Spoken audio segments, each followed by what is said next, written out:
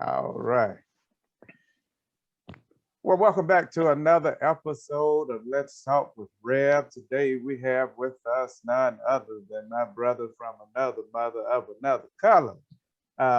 It's the Codi Norred, who is the executive director of Georgia Interfaith Power and Light, also known as GIFL.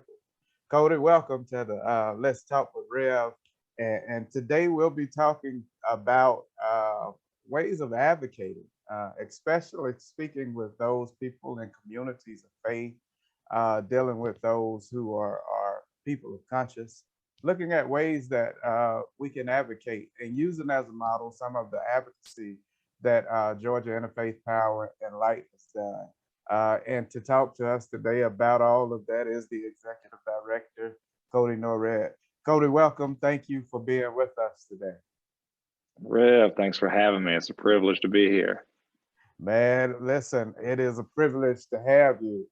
I had an opportunity to be on your talk show, Coffee and Something Stronger, and what is it, Coffee or Something Stronger? I think might even have been my first guest on Was Coffee that a and Something very Stronger. Was that It a might first be one? at least in the Wow. first couple. I got to go back and check now, but yeah. Wow. And we actually talked about Bell Hooks at that on that one, and Yeah. her influence and my ministry, as well as yeah, it was dope. But anyway, listen, let's talk with Rev. Casual conversations, man. We try to keep it entertaining but also informative. And today we just want to talk about ways of advocating. And I'll let you take us down this journey in all actuality, talking about the things that Georgia Interfaith Power and Light has done. Yeah, I'd be happy to do it. I mean, first, before we get to advocacy, just real quick, this, we're all grassroots organizations. We empower people by building power from the grassroots up, being in communities. We believe in creating solutions on the ground for communities, but ultimately, we all know that individual and even community action is not enough. There are these systemic injustices that hold communities down, intentionally designed to remove power and autonomy out of communities. And so the only way to really get at dealing with environmental injustices is to work at the level of structures, local, state, federal level, policy work, advocacy work. We've talked about this a lot, but you can see the writing on the wall, whether you want to talk about the IPCC report, you want to talk about the fact that we've been trying to pass some sort of federal climate legislation for 2 years. It seems like we have to be prophetic. People of faith have to be prophetic and reclaim their space in the public square to hold decision makers to account for the things that our communities need. I mean, I think there is no, you can't, it's not politics, it's getting political because it's advocating, because that's what our communities need. And there's no way to be a person of faith or a faith leader who's concerned about these issues who is not doing advocacy work. Yeah, I absolutely agree. One of the things that I love about Georgia Interfaith Power and Light is that you all aren't just advocating, just being in the streets, but you also are advocating in policy, at policy tables, and you using your circle of influence and your faith influence to ensure that change is made at policy levels, which is something that, the People's Justice Council, that's part of our mission. We fight for change at the policy level. And so really leaning into some of your policy advocacy, I know that there are some things that's happening right now with the Public Utility Commission with Georgia right now. Can you talk anything about that, and where are you all active in that process and whatnot? Yeah, so since GIPL was created, we have been at the Public Service Commission as an active participant in that process. And for people who are tuning in from wherever, Public Service Commission or a Public Utilities Commission or anything like that, for us, it's a Public Service Commission. It's a 5-member elected body. They serve 6-year terms. They're charged with regulating our monopoly utility, Georgia Power. Every 3 years, they have what's called an integrated resource plan. and an accompanying rate case. The Integrated Resource Plan, or the IRP, is where they lay out what they're going to do with all their assets. Are they going to retire coal plants? Are they going to build new solar? Do they want to bring online experimental wind? Any of that kind of stuff. And then the rate case afterwards is how they decide who pays for it.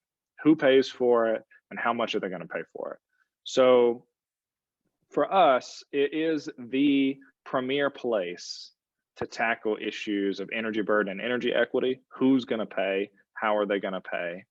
And to get more renewables online, clean energy goals of both the actual implementation of things like solar and wind, but also the accessibility. So how can we expand net metering programs or rooftop solar programs so that faith communities, individuals, homeowners, and renters can gain access to clean energy benefits, and it's not just for the richest of those in our state. So for us, the IRP is underway right now. It just started. Actually, the first panel, first set of hearings was Monday and Tuesday of this week. So we've kicked off that process. And this year, what we're really looking at is trying to expand the net metering program here in Georgia. So how can people get fairly compensated for the solar power that they produce on their rooftop? That means that it cuts your payback down a lot for congregations who don't have access to tax credits because they're 501c3. Net metering means that the solar that they produce is valued more by the utility. So it cuts down that the time that it takes to recoup that investment. It also means that we're working on trying to implement some energy efficiency programs. You know, we want to see an increase in efficiency programs, especially for low-income communities, so that they can gain access to the retrofits that will actually decrease the energy burden that they're facing and make their bills lower. So all the time trying to figure out how are the ways in which we can bring new renewables online, how can we get people's bills to be lower or at least curb the rate increases that are being proposed. Yeah, one of the things that we're doing in terms of weatherization, because you did mention that, I'm gonna make sure I grab hold to that so I can talk about We Rise. Absolutely. Weatherizing every resident in the Southeast. We kind of flipped the model of IPL, and instead of engaging communities of faith or houses of worship to do energy efficiency for their congregation or their house of worship only. I mean, a household of faith, excuse me, only. That we decided that we want to flip it and have them to really look at how do they do implementation for their community and care for the communities that they reside in. So what we did is we said, hey, we need you to get 3 households that we can work together on to weatherize, do energy efficiency on, seal those houses. And then we want to measure and see how it helps. And then, you know, look at further investment with your congregations. In the process of that, we also want to make sure that we do address the household of worship as well. But my goal in that is to really get households of worship to start looking back out into the communities and caring for their communities. And one of the reasons being is because we really need to build that resiliency. At this point, we found out through the IPCC report that there are some things that we won't recover from. There are some climate disruptions that we'll see more often. And we need to prepare ourselves for that. And I like how you all are doing this on the coast. And can you talk more about what you all have been up to on the coast? Yeah, absolutely. Well, I mean, you know, your point is super important. There's some things that we're just going to lose. And even if, you know, I feel like a lot of people don't understand sometimes that even if today we stopped and there's no more carbon emissions, we're done.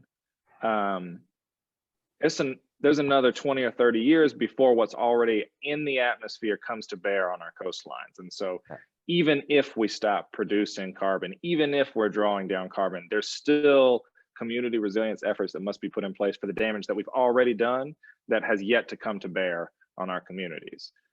So for us, you know, obviously Georgia sits on the coast. We've got about 100-mile coast that stretches from Savannah all the way down through Brunswick down to St. Mary's, comprises cities, small towns, barrier islands. It's a unique ecosystem It's home to people that have lived there for a really long time, including Gullah Geechee communities. It's a really important piece of the state. So for us on the coast, the things that we're thinking about: sea level rise, obviously, an increase in severe weather events, and then taking that into consideration, what do we do about that? So a couple of projects that we're working on. Savannah has passed a 100% clean energy plan, a dedication to transitioning to 100% clean energy, which is great. But now we move to the implementation. And specifically, we're asking the questions again: who's paying for it, and what communities are going to benefit from it, to ensure that the most impacted communities by climate change, sea level rise, severe weather events, are actually the ones that are receiving the benefits of something like a 100% clean energy plan. So bringing those people to the table, Black and Brown communities and Gullah Geechee communities to the table, Black faith leaders, to give input on the plan and decide how those resources should be dispersed.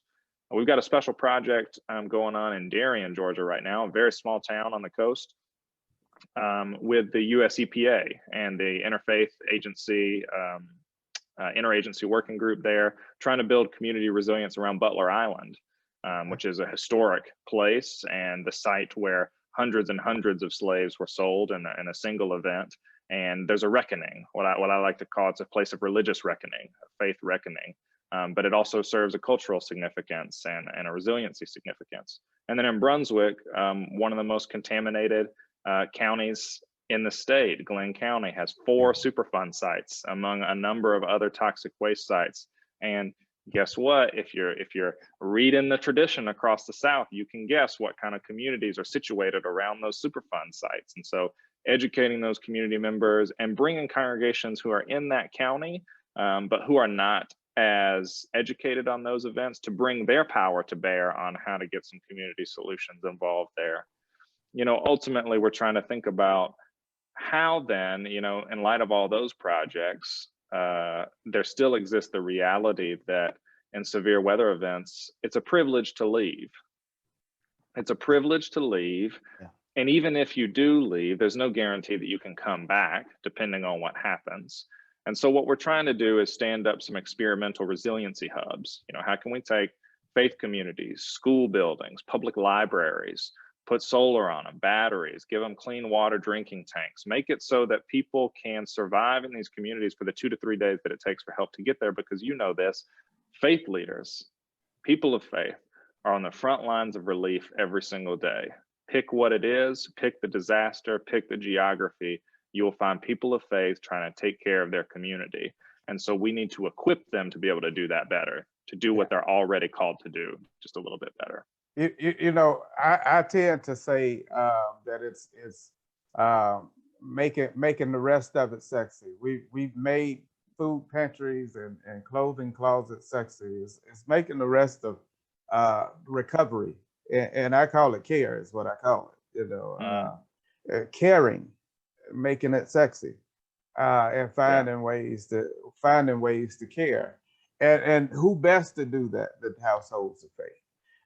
I look at it, Codi, we got land, we've got shelter, and most of it goes unused for at least 5 days a week. What if we took that landscape and made it a solar farm and a landscape or edible landscape together as a combination to serve our communities? What if we made made those charging stations for those who can afford electrical cars, and making that sexy and making it popular? What if we outfitted the inside, taking a room, if you will, and making that a complete charging station for just in case disaster comes and you need shelter and you need somewhere to go and to be able to get in touch with loved ones and whatnot. I mean, just being able to utilize that space. It's empty space and it's not sustainable, but there's a way to make it sustainable that it can actually feed the community. And I really believe that that's what we're called to do as communities of faith. And it doesn't matter your faith tradition. I hadn't run across one that's not called to care. And so I Right. believe that that's a way of advocating through implementation. Yeah. Well, some people ask the question, why would you even bother working with faith communities? What's the point of doing that? And I like to remind people in Georgia alone, there's 12 to 15,000 houses of worship. Yeah. That's a lot of people. It's a lot of land. It's a lot of buildings. It's a lot of energy. What's 15,000 more charging stations going to do? What's Yes. 15,000 resiliency hubs going to do? I mean, Yes. the ability to create change at the local level that ripples throughout a state, faith communities are the tip of the spear on that. Yeah. Absolutely. I absolutely agree. You mentioned Brunswick, and I want to make sure that people remember that Brunswick was where Ahmaud Arbery That's right. was killed. And prior to him being killed by racism or at the hands of racism, there was also environmental racism that had been going on throughout generations in Brunswick, Georgia, and it still goes on to this day. And this is a rural community. This is not a urban community. This is a rural community. And the things that I've seen throughout the South in my travels and being in community is oftentimes our rural communities are the ones that's hit the most. And there's no one that's advocating for them. They suffer in silence. Can you say more about that, or is that something Yeah. that you've come across in Georgia in your work? Yeah, I mean, Georgia's a deceptively massive state. I often talk about there's 4 or 5 states within Georgia, But and they all have a different hold on flavor. just a second, Cody. Let me break in real quick and let people know that Please. Atlanta is not Georgia. Atlanta is Atlanta. Georgia is massive. Atlanta is Atlanta. It's just a different state inside of Georgia. Go ahead. Yeah, absolutely. And yeah, yes, definitely. We could talk about that all day. I mean, I think, going back to your point about racism in Brunswick and the murder of Ahmaud Arbery, I think it highlights that concerns of environment and concerns of racism are on the same coin. They are connected. It is a process of devaluation of life that has gone on since this country was stolen. So the process of devaluing life so that you can push a pipeline through sacred territory held by sovereign nations, the way that you can not show up to provide relief after a hurricane in Louisiana, the way that you can build a biomass plant in Adel, Georgia, in a Black community. All of it is because we've set up a system and propped up a system that says those lives don't matter. Black lives do not matter, is what the system screams out loud by its actions every single day. And that's no different when it comes to the environment. It's the same. Police brutality and environmental injustices are of the same breed of injustice, of devaluation. And so really, even if you don't care about climate, what you have to look in the mirror and decide is, do you care about life? Do you care about human beings? Because that's what's at stake. You go to these rural communities, you want to go to Brunswick, you want to go to Adel, you want to go to any of these communities, what you can see is a struggle for life. Right. How do we live in this world that is changing and doesn't value us, and where climate is coming to bear in ways that we're not prepared for? Let's talk about the uh, Atlanta Georgia dynamic. Sure. Let's couch that in the socioeconomic disparity and representation Definitely. of the two, because again, Atlanta and Georgia are two different things. If you look at Yeah. Georgia, you see mostly rural. Atlanta is city. And there's a difference in the way that we see economic, socioeconomic disparity, because that also breeds into the environmental racism Definitely. piece. So, yeah, I put all that in your lap and see if you can't help Sure. me to dissect that a Well, I can juggle something out of it, I'm sure. little. Um, what's unique about Interfaith Power and Light as an organization and our affiliates around the country is that we work at the intersection of both conservation, the way that a typical environmental organization might work, clean water, clean air, clean land, and energy, utilities. How do we produce energy? Who pays for it? What kind of energy? Where is it? That intersection is really important. And I think in a state like Georgia, it comes to bear because in a city like Atlanta, you might be tempted to say, well, that's a relatively progressive city. They probably have it all together. They're probably moving pretty quickly on climate. And while the city of Atlanta has passed a 100% clean energy plan as well, though struggling with how to implement that plan, there's a number of counties within inside the perimeter that we consider the Atlanta metro region, at least inside the perimeter. And it's within that perimeter that you'll find the highest rates of energy burden in the state, and with some of the highest energy burden in the Southeast. I think the average energy burden for a household is supposed to sit around 3 to 4%. Energy burden, for those who are tuning in, the amount of after-tax income that a household pays on energy costs. Now that includes electricity, gas, and transportation generally. That's supposed to be around 3 to 4%. Well, there are households in Atlanta that are paying upwards of 10% just on electricity. So not gas, not transportation, just on electricity. So we're talking 4 times an energy burden just on electricity. Yeah. And that's because the due diligence has not been done to create programs that are accessible for people to make the changes in their homes that they need to. They're often not available for people who rent homes, do not own their homes or multifamily homes. Even if they are available, there's a very small amount of money dedicated by the utility and the state government towards energy efficiency programs. And even when there is money allocated, they end up held by an organization and actually don't make their way down to communities that need it. It's really hard to gain access to that money. So there's that happening in cities. Now that happens in rural communities as well. But I also want to talk about messaging, how we do our work, because we can get hung up on the need to talk about climate change all the time. And I think that's really important. I think it's a worthy cause. My ultimate concern is stopping the effects of climate change. And sometimes that means that I don't use the words climate change.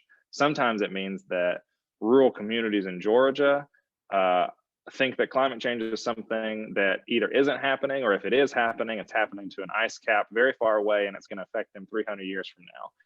And that's really hard to fight against. And we know that data doesn't change people's minds. We can talk about stats all day long. We can point to the science. That's not how people make decisions. People make decisions based on morals and stories. And that's what we have. That's what the faith community has. That's why we make meaning out of the world around us. And so ultimately, I mean, you said this earlier, there's no major faith tradition that doesn't have caring as a piece of it. And I would say even more so, there isn't a faith tradition that doesn't have the tenets of loving God and loving neighbor. And those two things are inextricably tied together. And I would say that you can't do either of those things without caring for creation. So outside of Atlanta and really all across Georgia, the message is forget the macro. Wouldn't it be nice if you had clean rivers and parks and clean air, and your children didn't have asthma, and the people that you have a food pantry for, maybe they could pay their light bill? Wouldn't that be something that would be nice for us to have? And starting at that local level, that's why I think that local organizing is so important, because Dr. Jennifer Ayers of Campbell School of Theology, I've quoted her several times, and she pulls from David Orr and some other theologians, but the idea that you can't love all of creation until you learn to love a particular place where you're rooted. Learn how to love where you're rooted. And so I think the thing that we can do the most is how to make people fall in love with where they are, and how to make people fall in love with the people where they are. And if we can do those two things, I mean, you've said it a million times, if we would focus on environmental justice and the people, we'll fix the climate. That's you, and that's the core of it. Yeah, absolutely, absolutely. Yeah, you can't have environmentalism without environmental justice. Yeah, it's about the people. Absolutely. If you'll help the people, you'll heal the planet. The same things that they suffer from, and the same things that the planet suffers from. Uh, um, Yeah. Cody, listen, man, it has been a great conversation. I appreciate you so much. I appreciate your work, but I appreciate even more than that our brotherhood that we have. Uh, Again, this is That's my my brother. pleasure. We kick it. We don't just talk about it. We actually kick it for real. It just so happens he's in Georgia at this time and I'm in Alabama at this time, or else Well, we'd be I do want to looking say, I at mean, each before we other. sign off, I'll say to people out there, you know, this work is hard. It takes a lot of time to do it. There are a lot of forces against us, and my recommendation is to get you some friends, you know, and I Yeah. cherish my friend and brother Michael Malcolm, and I wouldn't be able to do this work without you. And my recommendation to people out there is get somebody that you can link arms with, who will help pull you along when you need to be pulled along, and who you can help pull somebody else along when they need it. Hey man, I appreciate you again. And I look forward to our continued journey together. Hey, listen, Absolutely, man. we've talked today about our advocacy. We've talked about ways of advocacy, advocating, as well as we've given you things to advocate for. Uh, get involved. As always, I offer to you love, peace, and light.